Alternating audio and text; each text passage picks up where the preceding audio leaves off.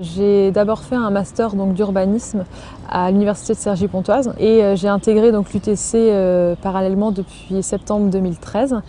où en gros j'atterris en 4e année de la branche GSU et je m'oriente après vers la filière MPI, donc management de projets innovants. C'est vrai que l'UTC a quand même un mode de fonctionnement qui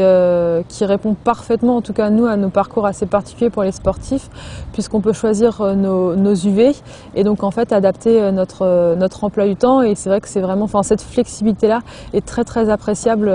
par rapport à notre emploi du temps pour combiner avec les entraînements, les compétitions, et les professeurs dans l'ensemble sont très compréhensifs également. Et c'est vrai que ce que j'ai beaucoup aimé, c'est que le sport de haut niveau était vraiment reconnu dans cette école-là comme un plus, et c'est agréable de se sentir, soutenu. C'est vraiment quelque chose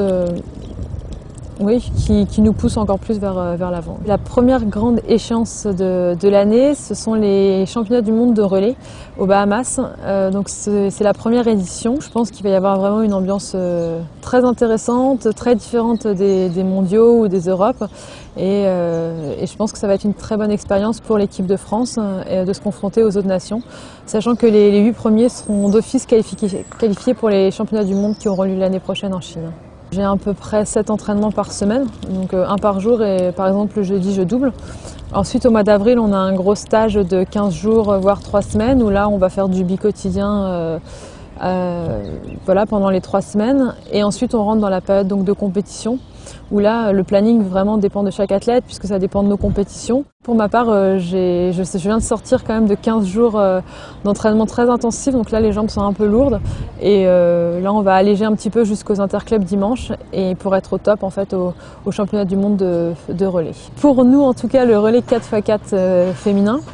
d'abord il va falloir passer les qualifications, donc notre objectif c'est forcément d'être dans les 8 premières, comme ça nous assurera déjà une place pour les championnats du monde l'année prochaine.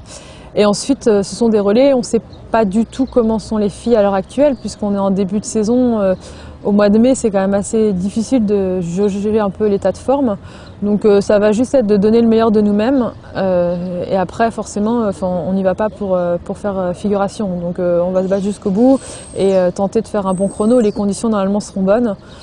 ça va vraiment dépendre de notre état de forme du mois de mai, mais vraiment c'est être dans les 8 et après ne pas faire de la figuration.